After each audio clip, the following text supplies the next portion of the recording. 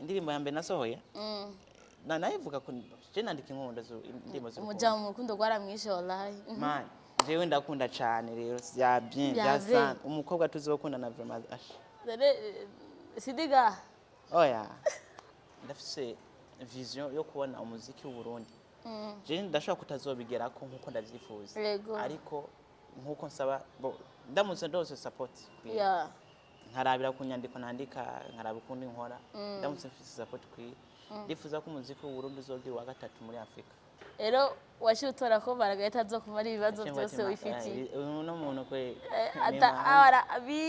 atari pora kila kitu chote dabe igiswahili ntibankira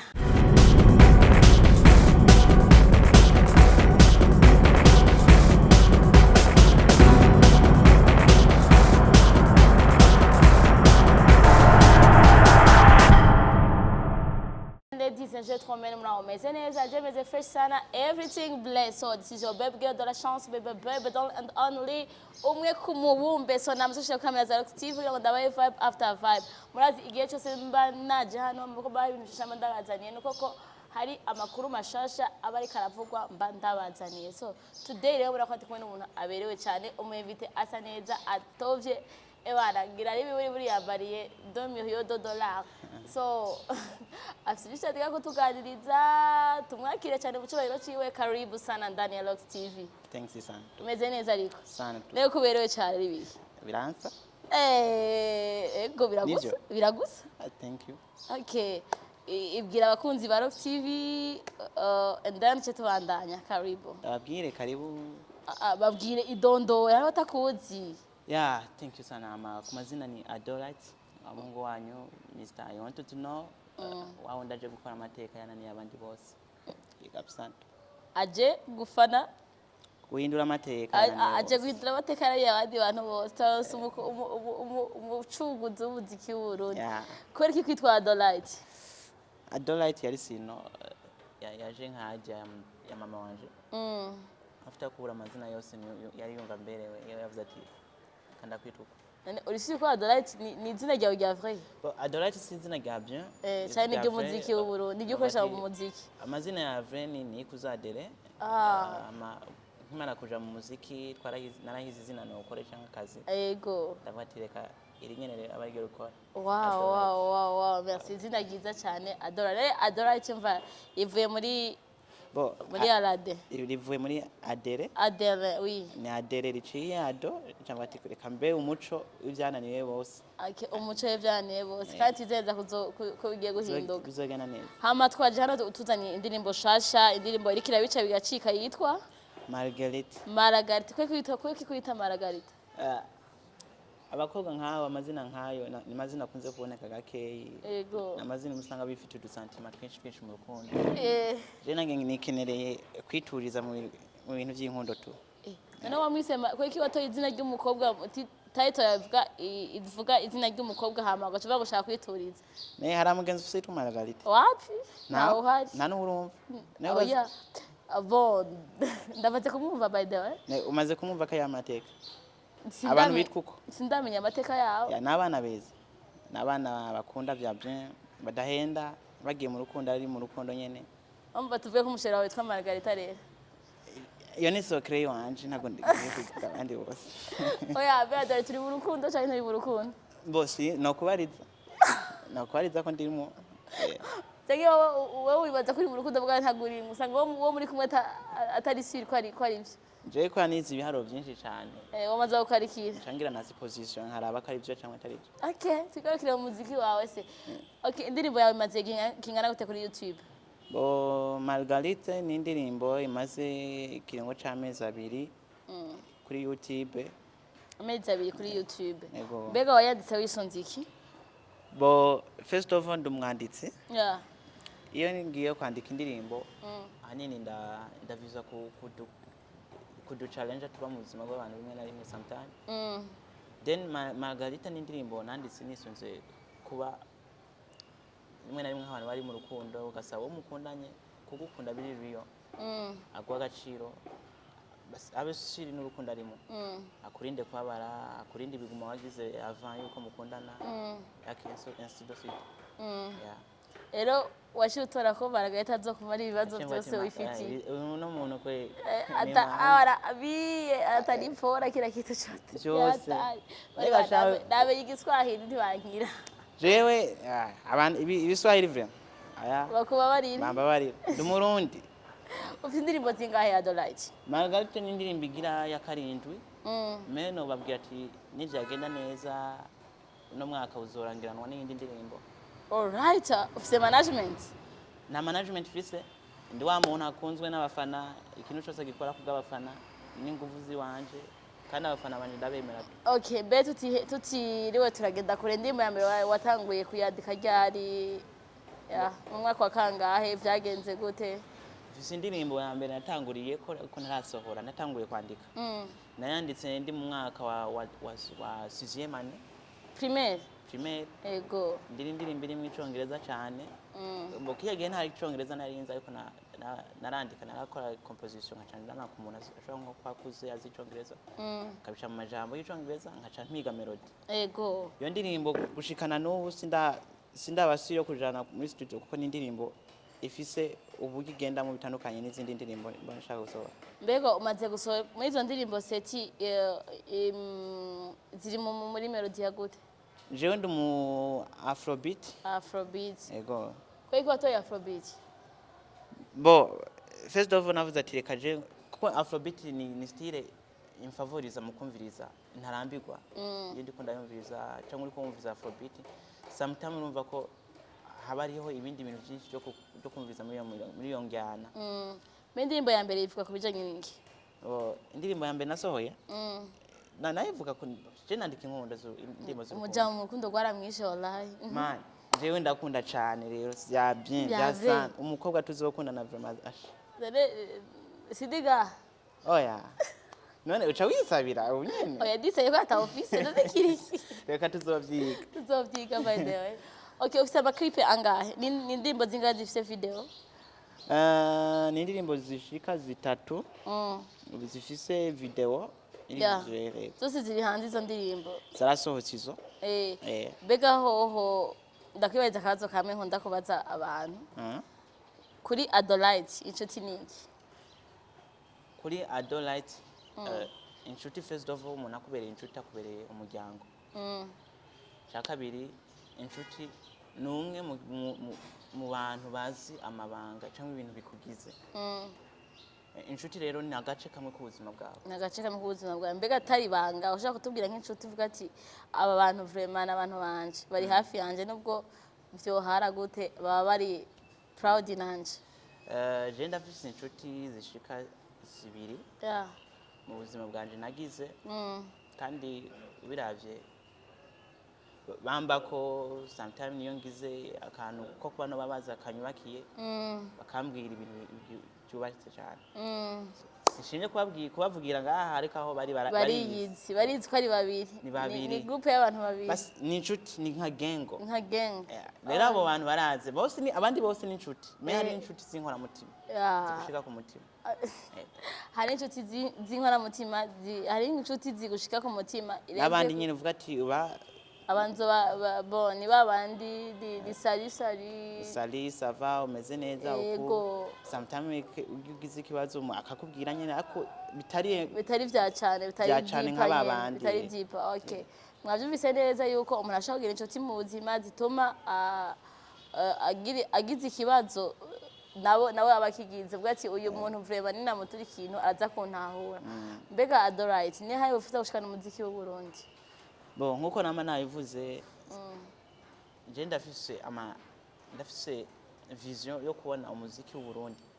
Je ndashaka kutazobigera ko nkuko ndavyifuza ariko nkuko nsaba ndamutse ndose support nkarabira ku nyandiko nandika nkaraba ukundi nkora ndamutse mfise support kwi ndifuza ko umuziki w'u Burundi uzogira wa gatatu muri Afrika. Merci beaucoup. Mene ngikuri kora ko kugira ngo ushike aho hantu ifuza kugera uwo muziki w'u Burundi ifuza kugera niki kicokogwa cyane niki uvuga kuri part yiwawe no kuri part y'abandi uko bibona wewe igikwiye guhinduka just ibintu nk'ivyo. Je ikintu mbona hanini ko kwirefera ko first of all tubanze dukunde ivyi wacu nitwakunda iby'iwacu tubihe innovation ikintu kitwishe ni kubona ivyadugije bakanaka muri ibyo bihugu kopie kore nako natwe ngo twotera imbere dukunda injana z'iwacu mu kuzikunda tuce tuzigirane tuce tuziha innovation tumenye ukuntu tuzinova nitwazinova tuzofata umuziki w'Uburundi tuwukundisha abandi payaje par exemple uvanda mu afrobeat akunda afrobeat ninafata yanjana yiwanje nkavuga ati okay no kugira ngo umuzungu ari muri Serbie ari Pologne ari hehe ashobore kuvuga ati ngo no muri no Burundi me like ino song yakoze I like good nuko tuzoca tufata ya midundo yezanjana za melody z'Uburundi tuce tuvuga ati umuzungu ari hariya nazokena kumva ikirundi yego reka mfate mix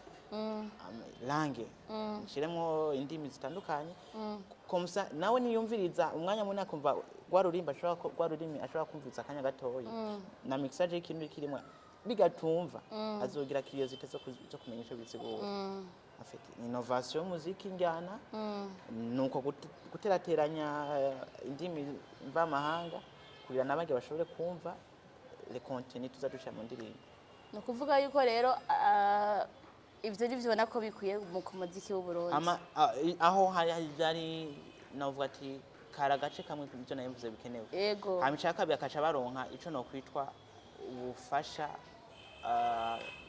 kuko nta bavuga ati umutwe umwe ntiwigere nanga oya ntiwigere nanga kandi bavuga ati imitwe muti ukorokoranye imitwe ikorikoranye imitwe ikorikoranye cyangwa ko murundi we murundi rero aho umuntu umwe akoze akishikana ari wenyine siho abantu batatu bavuze ati ngo reka dushire ingufu hamwe anako hanaje n'ibintu by'amashira hamwe yego ngo byorohereza abantu kandi usanga akenshi uzoraba amashira hamwe umuntu ari mwishira hamwe biramworohereza paraporo y'umuntu avuga w'inyakama ari wenyego rero bavuze ati ngo reka bazi ko abaririmbye atama finance mu bakunze kuroha nipambana baripa benshi baripambana ariko usanga ari nko umuntu force akora ari wenyine yakiba yoronse nka financement joza nyindi shusho yego kandi since bishaka kuva ku gihugu bavuga ati ngo ibintu by'abaririmbye ntidushaka kuba tuzi interview ku gihugu gusa abaririmbye barazana influence zisa ku gihugu yego barazana influence abaririmbye bako n'abantu ba mbere adeja premier amajwi yabo ashika kure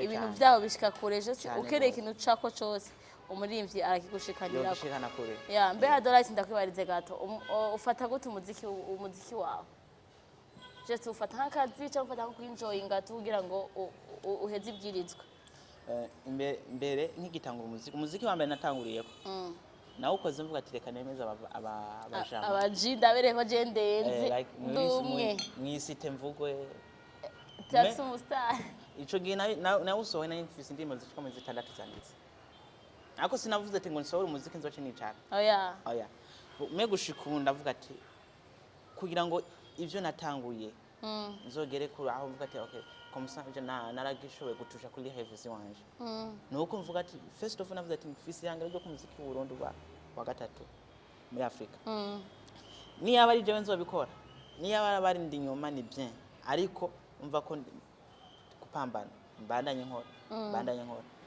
kwako niko kubandanya ukora wenyene bizoce sanga uri kugera azishigera ariko nakubaje ati umuziki wewe ndafata nk'akazi ufata nk'akazi ubona ko mu myaka okay nko mu myaka 3 iri imbere ibona kuzoba ihe Adolite igicapa cha Adolite kuvubo wowe utiri mu 2025 deja yaheze okay 2026 fata kuva 26 rero 2026 gushika 2028 uzoba wibona he bo Imana ihezagiye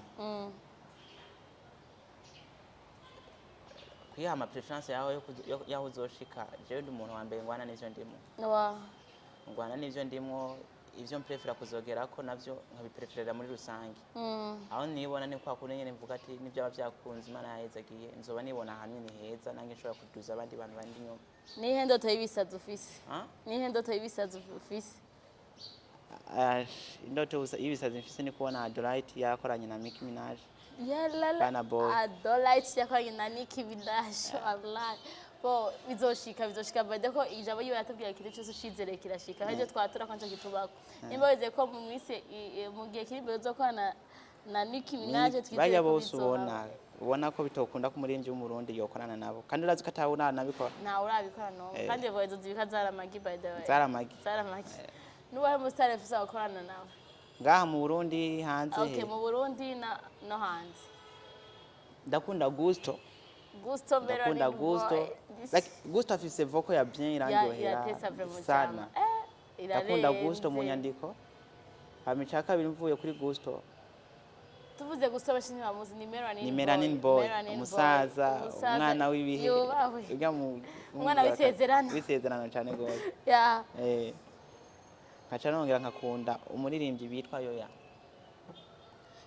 Vada Barundi gusa navuze nakubajije ngaho mu Burundi okay hama outside na hanze y'igihugu ndakunda uwo bitwa Safi Madiba mu Rwanda ego bya danje hama kure cyane nkaca nkunda n'uwo bitwa Tatiana Manaus nimba atari banga Adolite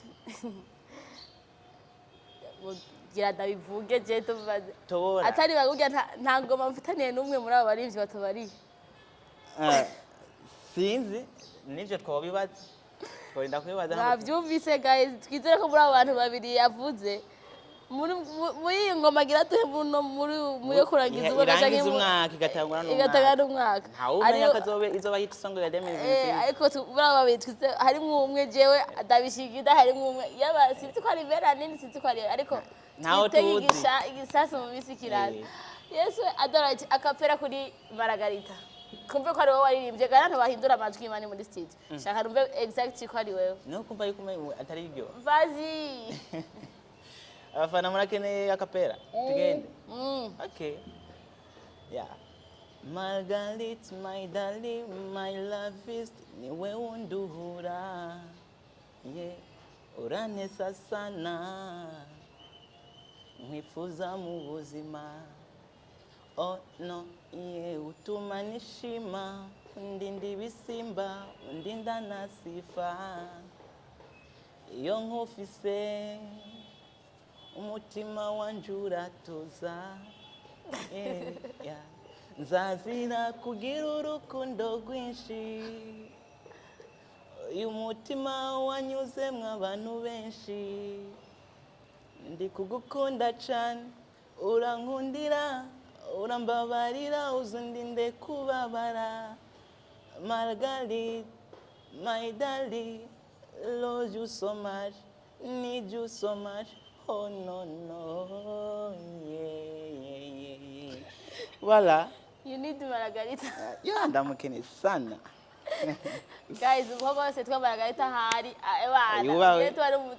yubaho kandi ni n'amazina adakunze kumenyera hari amazina bakiba Margarita Maria Magdalena nacho si ibyo bintu amazina n'amazina ari kuko ari deeper beg sana cyangwa ari sinzi ko twabivuga ariko tumushimire cyane indirimbo imeze neza twe tumushikira kuri rwego rwa YouTube indirimbo ifite ama image meza ifise quality ifise quality renze ebana hamuntu agukeneye gukura he umuntu ankeneye by phone nimero zanje ziri public ntabwo atazi urubuga abantu bose ukeneye Adolite turamuronka ku nimero urandonka kuri email urandonka kuri page unyandikiye ndi umwana mwiza singara no sindakwandikira kuri Fibi ndabe ko uri serious uri kuravuga wenda kuca ndakugara ko jewe sibagara ko ndakugara ndi umwana mwiza singara ni umwana mwiza ntugara ama YouTube ni Adolite ariko indirimbo zingahe by the way ariko indirimbo zirindwi gusa twizera ko no mwaka bikunze indirimbo y'umunani yojako izari na twitege ko izo zizanye na video canke izo zizananye na video ko jewe narahiye gusohora ama lyrics nk'ivyo abafana bankunda twese abafana turi ko byose n'abafana twe turagukunda ko turize tuguhamagara hano savye ko ukunzwe kandi ko ndakuzi muhezagirwe kandi urarenze sana namwe murakaje just ndabashimire cyane yari Adolite kuri yari umuvite wacu yaje yatuganiriye byinshi cyane bigiye bitandukanye yatubwiye indoto nyinshi afise yatubwiye aho yifuza kugera kandi everyday umuntu afise indoto ashika kure kuko umuntu adafise yari karaja ntaba afise yari karaja nyine abari mu bintu atazi Adolite niki yova kuri TV zacu tavuze ikintu nova ngana navuze ni first of all nuko ihangiro mwahatanguye cyangwa ambition mufise nimuze muyiveko ego bandanya mushigikira ibikorwa by'abarundi muri rusange mushigikira umuziki ndundi anyway hari igihe bizobera byiza ku gihugu cyanyu cyabibarutse binafasha nawe muri kumurafasha nibwo yari amateka adasanzwe kubana namwe merci sana tu kindi gihe twaguhamagara uzotwita cyangwa uzoba warenze ni naba narenze sinzokwibagira iyo nava wewe kwibagira ingazi waciye ntibishoboka ndize ko atabyo nzodukurira ariko byose bizogenda neza ndabashimire cyane abakunzi ba Rox TV yari amateka adasanzwe kubana namwe mujye kuri YouTube yacu subscribe share comment byose yari de la chance baby the one and only umwe ku mubumbe see you next time.